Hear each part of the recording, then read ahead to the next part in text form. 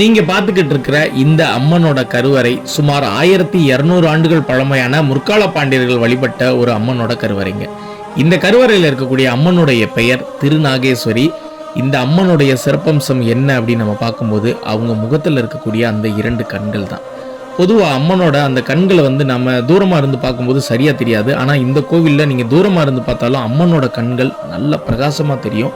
அதே வேளையில் அமாவாசை பௌர்ணமி நாட்களில் தீப ஒளியில் பார்த்தீங்கன்னா இந்த அம்மனோட கண்களானது மினுக்கும் தன்மை கொண்டதாக இருக்குதுன்னு சொல்லப்படுதுங்க. அதாவது தூரத்திலிருந்து நம்ம பார்த்தோம்னா ஒரு மின்மினி பூச்சி எப்படி மினுக்குமோ அதே மாதிரி இந்த அம்மனுடைய கண்கள் 2ம் மினுக்கும் அப்படின்னு சொல்லப்படுதுங்க.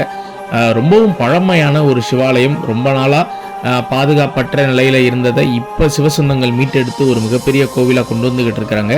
இந்த கோவில் எங்கே இருக்குது அப்படின்னா நம்ம விருதுநகர் மாவட்டம் கல்விமடை அப்படின்ற ஊரில் இருக்கக்கூடிய திருநாகேஸ்வர முடையார் கோவில் தாங்க இந்த கோவில்.